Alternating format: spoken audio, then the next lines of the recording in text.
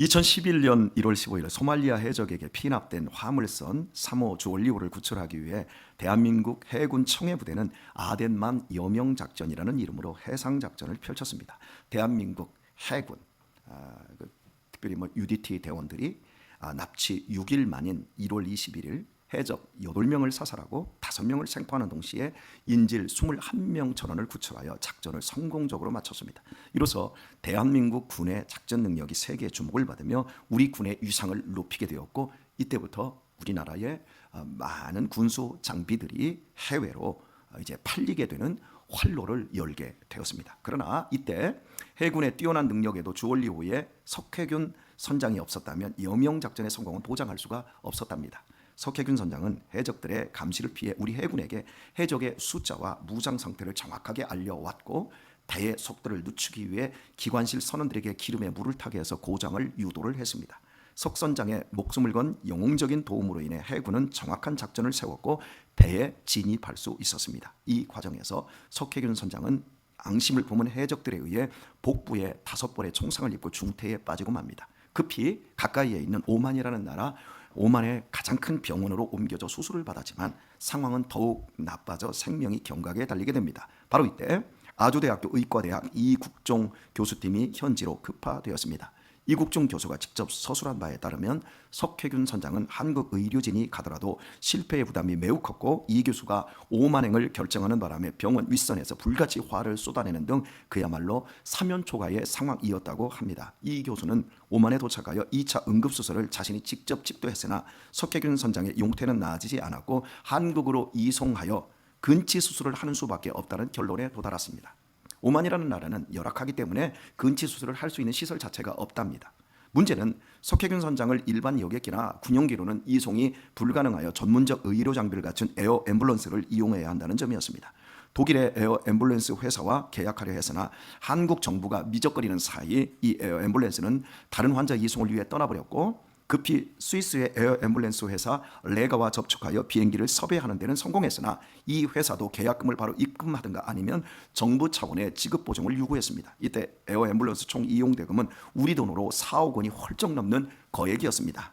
석 선장의 치료를 위해 시간을 미룰 수 없는 상황이었지만 우리 정부는 지급 보증 확답을 주지 않았습니다. 어느 부처에서도. 이 상황에서 이국종 교수는 계약서에 자신이 지급보증 서명을 해서 보내기로 합니다. 안 그래도 병원 내에서 눈총을 받던 중이었기에 잘못될 경우 모든 책임을 경제적인 것 그리고 정치적인 것까지 다 짊어져야 할 일이었습니다. 너무나도 부담이 크기에 의료팀을 이끌던 외교부 관계자는 이 교수가 미쳤다며 사인한 계약서를 찢어버렸으나 이 교수는 자신의 이름으로 다시 계약서를 작성하고 서명하고는 보내세요. 비용은 내가 보낼 테니 지금 당장 소리치며 팩스를 발송케 했습니다. 석회균 선장을 국민 영웅으로 만들어서 온갖 찬사를 하며 대한민국의 최고라고 하면서도 최고 권력자를 비롯 관계부처의 어떤 장관도 고급 공무원도 예산이나 집행, 법규가 없다며 방임할 때 수천 명의 입원 환자와 하루에도 그 이상의 인원이 내원하는 돈 많은 대학 병원이 나몰라라 할 때 한 사람의 양심과 실력 있는 의사만이 자신의 모든 것을 걸었습니다. 아니 모든 것을 버렸습니다. 그 결과 한국으로 이송된 석 선장은 이 교수의 집도하에 대수술을 받아 마침내 생명을 건질 수 있었습니다. 만약 그날 거기에 이국종 교수가 없었다면 어찌 되었을까요? 다른 의사가 있었다면 어찌 되었을까요? 거기에 우리나라의 모든 대학병원 원장들과 모든 장관들이 다 있었더라도 석 선장을 살릴 수는 없었을 것입니다. 그리고 아덴만 작전은 반쪽 성공과 우리 정부의 수치로 끝나고 말았을 것입니다. 아무도 주목하지 않는 의사였지만 생명을 살리는 본질에 충실했던 그 한 사람 이국종 교수가 거기에 있었기에 아덴만 여명작전은 우리 대한민국의 길이 남을 자랑스러운 발자취를 남길 수 있게 된 것입니다. 그렇다고 한다면 아덴만 여명작전의 진정한 영웅은 해군도 대한민국도 아닌 이국종 교수 한 사람이라고 해도 과언이 아닐 것입니다. 나사로의 죽음의 현장에 수많은 사람들이 몰려들어 울고 있었습니다. 그들은 그저 죽음 앞에서 체념하고 포기하고 울고 아쉬워하는 것 외에 할 게 없습니다. 사람이 수천 명, 수만 명, 수십억 명, 수백억 명이 모여도 죽음 앞에 선 모든 인생은 똑같은 반응만 있을 뿐입니다. 바로 그 현장에 주님께서 오셨습니다. 그분은 죽음의 절망과 저주의 땅에 인간으로 오신 하나님이셨습니다. 어둠 속의 빛이요 죽음 속의 생명이요 혼돈 속의 길이요 절망 속의 소망이신 분이셨습니다. 그분에게는 슬픔이 있을 수 없습니다. 그럼에도 그분은 눈물을 흘리셨습니다. 죄로 인한 저주와 죽음 아래 신음하며 믿음마저 무너지는 당신이 사랑하는 사람들의 연약함을 보시면서 우셨습니다. 전능하신 구주께서 우심은 우리를 이해하시고 다 용서해 주신다는 의미이기에 그 눈물은 보석이 아닐 수가 없습니다. 그분의 눈물은 우리에게 무한한 용기를 줍니다. 무한한 따뜻함을 줍니다. 주님께서는 굳게 닫힌 무덤 앞에서 소리치셨습니다. 돌을 옮겨 놓으라. 즉 무덤의 문을 열어 젖히라. 이 말씀이지요. 이미 썩은 냄새가 새어나오고 있는 상황이기에 한 번 닫힌 돌문은 열어서는 절대 안 됩니다. 그러나 주님은 상관치 않으셨습니다. 썩은 냄새는 주님에게 고려의 대상이 아니었습니다. 주님께서는 사랑하는 나사로에게 다시 생명을 주시고 그와 만나는 것에만 관심을 집중하셨기 때문입니다. 이때 마르다가 이미 죽은 지 나흘이나 지나 썩은 냄새가 난다고 만류하고 들었습니다. 마르다 딴에는 예수님의 입장을 헤아리고 예수님에게 도움을 주려고 하는 말이었습니다.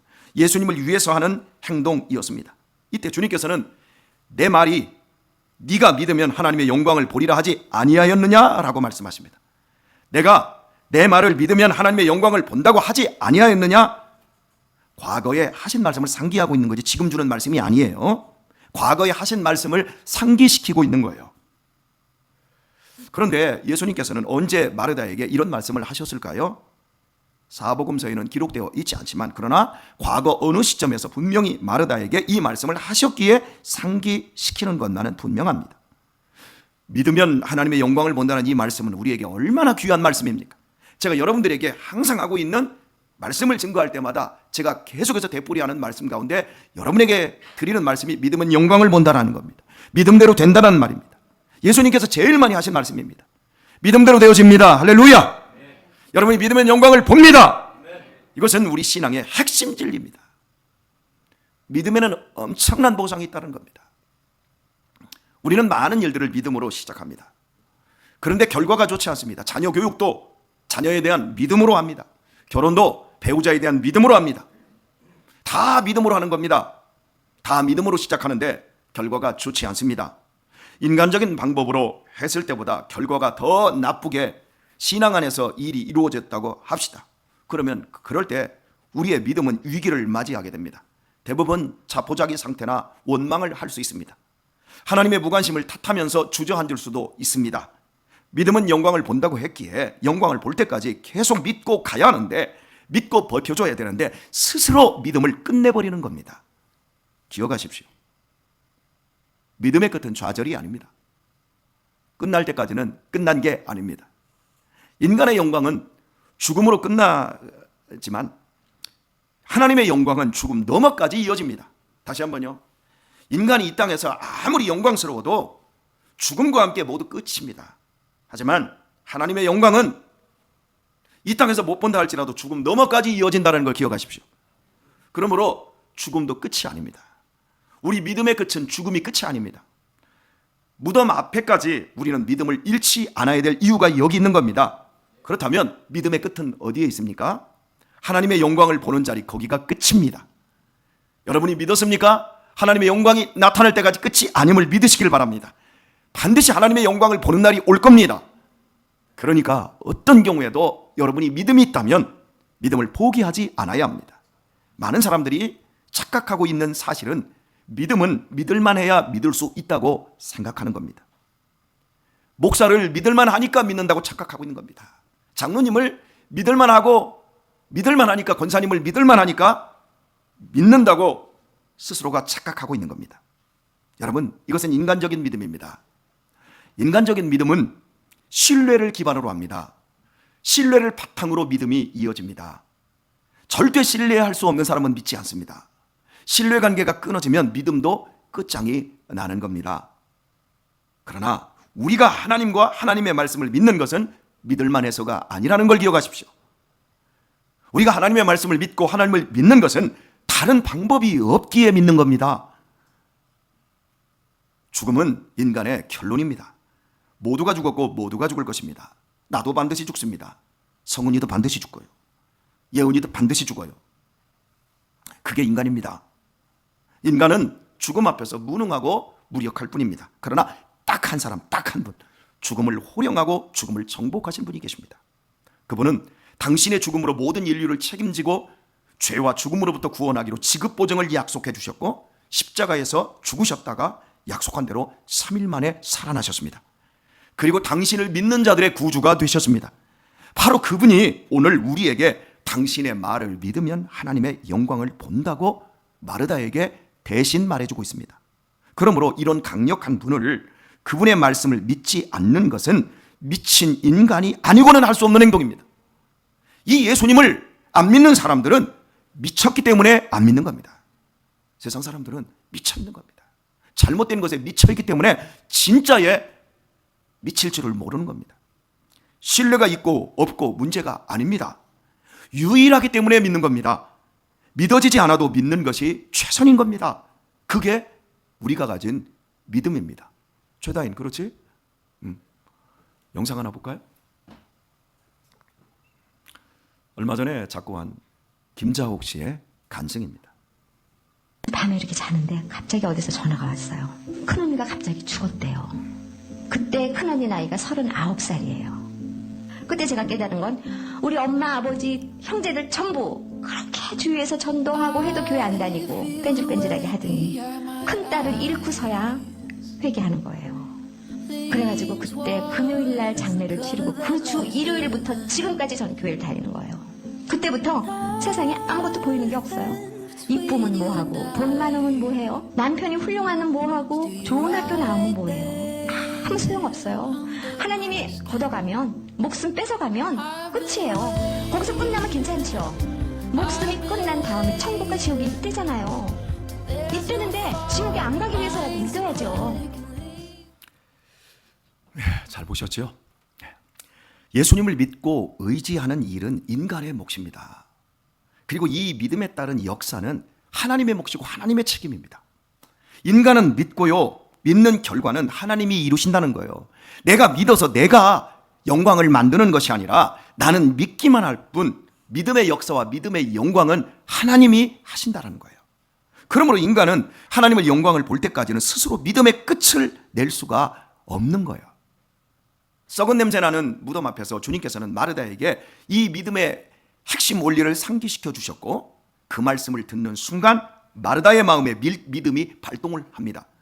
그 결과 무덤의 문을 여는 것을 허락을 합니다. 상주가 허락했기에 무덤 문이 열리는 겁니다. 드디어 무덤에서 무거운 돌이 굴려졌고 무덤은 개봉되었습니다. 이는 주님을 향한 마르다와 마리아의 믿음이 회복되었음을 의미합니다. 믿음은 종교적인 신념이 아닙니다. 하나님의 말씀을 믿고 의지하고 순종하는 것이 믿음입니다. 마르다 자매는 말씀이 상기됨으로 믿음이 회복되었습니다. 그리고 회복된 믿음으로 무덤 문을 스스로 열게 하셨고 바로 그 믿음의 행위를 통해 하나님의 영광을 나타나는 것을 보게 된 겁니다. 우리 주님께서는 무덤의 문을 막고 있는 돌 때문에 기적을 베풀 수 없는 약한 분이 아니십니다. 예수님께서는 장정 5명이나 6명이 달라붙어야 굴려낼 수 있는 돌문은 공깃돌에 지나지 않았습니다. 예수님께서 직접 치워버리시고 나사로를 불러낼 수 있었지만 그렇게 하지 않으셨습니다. 왜냐하면 마르다와 마리아의 믿음을 회복시켜주는 것이 더 중요했기 때문입니다. 기적이 중요한 게 아니라 믿음을 회복시키는 것이 더 중요했던 겁니다. 하나님은 믿음을 따라 일하십니다. 세상은 상식과 세상의 실력을 따라 일을 하지만 하나님은 우리의 믿음을 따라 일을 하십니다. 전기는 전선을 따라서 전기가 들어옵니다. 전화는 전화선을 따라서 들어옵니다. 핸드폰은 핸드폰 전파를 통해서 들어옵니다. 그런 것처럼 하나님의 역사, 하나님의 영광은 반드시 믿음을 따라서 믿음을 통해서만 하나님이 일을 하십니다. 그래서 믿음이 있는 곳에는, 믿음이 있는 사람 가정에는 반드시 하나님의 영광이 나타납니다. 나사로를 살려내시기 전 마르다와 마리아의 믿음을 먼저 살려내었다는 것을 볼 수 있어야 합니다. 인간적인 믿음은 인간에 대한 신뢰가 생기고 신뢰가 반대로 깨지면 믿음도 사라진다고 말씀을 드렸습니다. 그렇다면 우리가 죽음의 앞에서까지 예수님을 구주로 믿고 하나님을 신앙해야 하는 믿음은 어디에서 생기는 것일까요? 에베소서 2장 8절 말씀은 우리의 믿음에 있어서 매우 중요한 말씀입니다. 그래서 제가 여러분에게 계속해서 강조를 합니다. 너희가 그 은혜를 인하여 믿음으로 말미암아 구원을 얻었나니 이것이 너희에게서 난 것이 아니요 하나님의 선물이라. 마르다와 마리아가 예수님을 구주로 믿고 신뢰하는 것은 모두 자신의 신뢰에서 온 것이 아니라 하나님으로부터 온 믿음이었던 겁니다. 그러했기에 오빠의 죽음 앞에서 잠깐 흔들렸지만 열어서는 안 되는 무덤의 문을 열게 했습니다. 하나님께서 주신 믿음이었기에 이 일이 가능했고 결국 약속된 하나님의 영광을 볼 수 있었던 것입니다. 주 안에서 사랑하는 교우 여러분, 꼭 기억하십시오. 우리가 가진 믿음이 약해 보이고 보잘것없어도 결국 믿음이 모든 것을 이깁니다. 믿음이 절망을 이기고요, 믿음이 고통을 이깁니다. 믿음이 가난도 이기고 믿음이 죽음도 이깁니다. 믿음이 허위와 가식을 이깁니다. 믿음의 끝은 하나님의 영광입니다.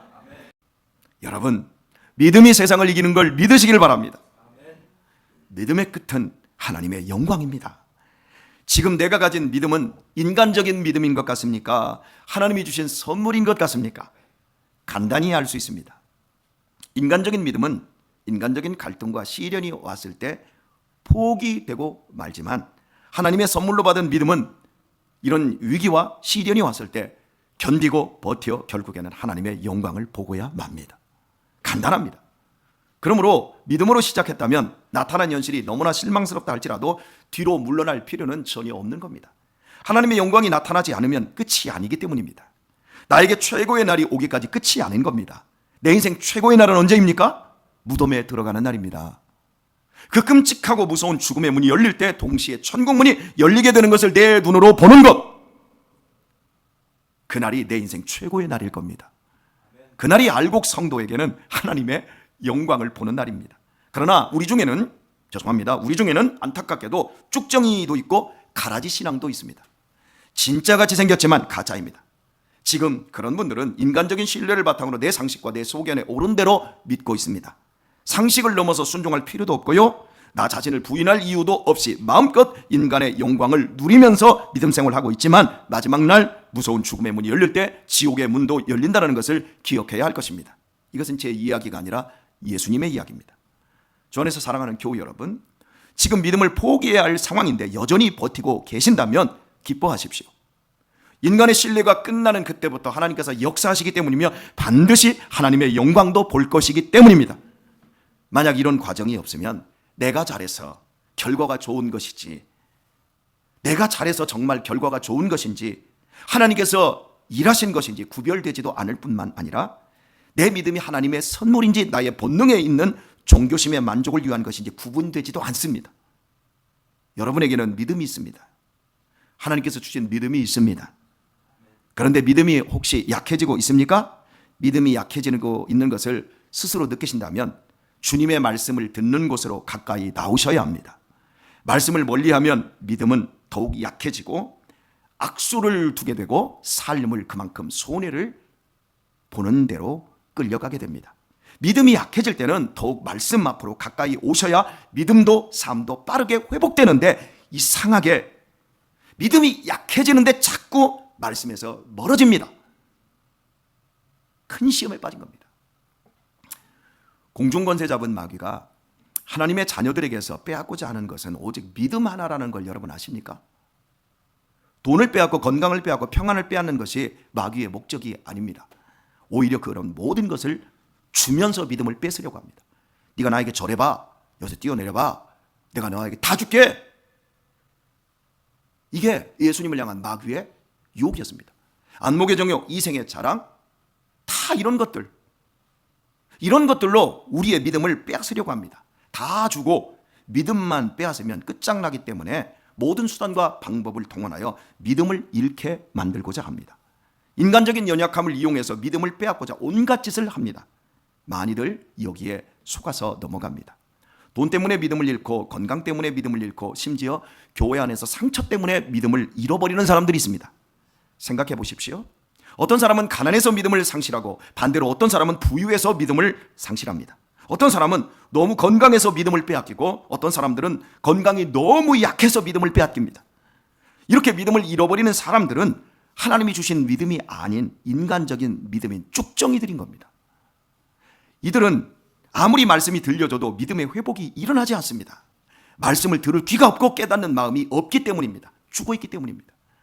그러나 참된 믿음은 잠시 주춤하고 잠시 넘어질 수는 있지만 하나님의 말씀이 들려질 때 마르다 마리아처럼 곧바로 회복이 일어나게 됩니다. 그리고 내 삶을 가로막고 있는 무덤과 같은 거대한 돌을 굴려내게 되고 끝내는 하나님의 영광을 보게 되어집니다. 그래서 우리 가운데는 가난해도 믿음 생활 잘하고 부유해도 믿음 생활 잘하고 건강해도 믿음 생활 잘하고 건강이 약해도 믿음 생활 잘하는 분들이 여기 많습니다. 그리고 시간이 지날수록 더욱 고귀해지는 것을 보게 되어집니다. 이게 하나님이 선물로 주신 믿음을 가진 사람들의 실체입니다. 오늘의 말씀을 맺겠습니다. 노년의 성도 여러분, 대답 한번 해봅시다. 노년의 성도 여러분, 여러분의 남은 시간을 위해 어떤 작전을 세우고 계십니까? 근사한 실버타운이나 100세가 되도록 무사무탈하게 혼자 살다가 편안하게 잠자다가 죽을 작전 세우셨을 것입니다. 여기 중년의 성도 여러분, 중년의 성도 여러분 왜 대답을 안 해요? 중년의 성도 여러분, 여러분의 인생 겨울을 위해 어떤 작전을 세우셨습니까? 자식에게 짐되지 않고 연금, 저축, 건강, 보험, 부동산, 비트코인 많은 작전을 갖고 있을 것입니다. 우리 어린 학생들과 청소년 여러분, 여러분은 성공적인 인생을 위해 어떤 작전을 세우고 있습니까? 서울권의 대학에 진학하고 대기업에 취업하고 공무원 시험에 성공하기 위한 작전을 세웠을 것입니다. 청년 여러분, 여러분은 결혼과 출산과 행복한 제2의 인생을 위해 어떤 작전을 세우고 있습니까? 믿음 좋고 성격 좋고 안정적인 직장에 재력까지 있고 시아버지 시어머니 골골해서 2, 3년에 죽을 이런 사람을 만날 작전을 세웠을 것입니다. 비혼 작전도 세웠을 것입니다. 무출산 작전도 세웠을 것입니다. 모두 잘하셨습니다. 여러분의 예상대로 여러분의 작전대로 되시기를 축복합니다. 그러나 쉽지 않을 것입니다. 많이 울게 될 것입니다. 많이 좌절할 것입니다. 여러분이 제 아무리 작전을 잘 세우고 작전을 잘 짜도 준비 잘해도 거기에 예수님이 계시지 않으면 허당입니다. 죽음을 이기고 부활한 생명을 가지신 예수님이 여러분의 삶과 앞에 없으면 결국 인생은 무덤 앞에서 우는 것을 면할 길이 없어요. 성공해도 울어야 되고요, 실패해도 울어야 되고요, 결혼해도 울어야 되고요, 좋은 대학 들어가서도 고통스러워야 되고요, 좋은 직장 들어가서도 울면서 불면서 평생을 무덤처럼 살아야 되는 것밖에 없어요. 그게 우리의 인생이에요. 주님께서 이 시간 한 치 앞도 알 수 없어서 불안해하는 우리들에게 이렇게 말씀하고 계십니다. 내 말이 네가 나를 믿으면 권혁철 목사가 하나님의 영광을 본다고 하지 않더냐? 오늘 설교 여러 소리 다 들었어도 여러분이 꼭 기억하고 여러분이 꼭 붙잡아야 될 것은 그거 하나밖에 없어요. 예수님께서 말씀합니다. 내 말이 네가 나를 믿으면 하나님의 영광을 본다고 하지 않았더냐? 이거 하나밖에 없는 거예요. 우리 유신이도 계속해서 믿음에 대해서 의심합니다. 우리 유아도 계속해서 의심합니다. 교회 안 갈래? 계속해서 의심합니다. 그래도요, 딱 하나 붙잡아야 될 것. 내 말이 네가 나를 믿으면 하나님의 영광을 본다고 하지 않더냐? 여러분, 이거 하나 붙잡아야 돼요. 이 말씀을 믿고 썩은 냄새 나는 내 인생의 무덤 앞으로 가셔서 믿음을 가로막고 있는 돌을 굴려내십시오. 돌을 굴려내는 건 내 몫입니다. 상식에 가로막혀 있고 내 소견에 가둬두고 있고 내 인생의 절망에 묶여 있는 그 믿음을 사용하십시오. 그때부터 여러분의 삶에 하나님의 영광이 뚜벅뚜벅 걸어 나옴을 보게 될 것입니다. 이런 복된 믿음 생활로 주님과 새로운 여명을 밝혀가는 남은 생에 되시길 예수님의 이름으로 축복합니다.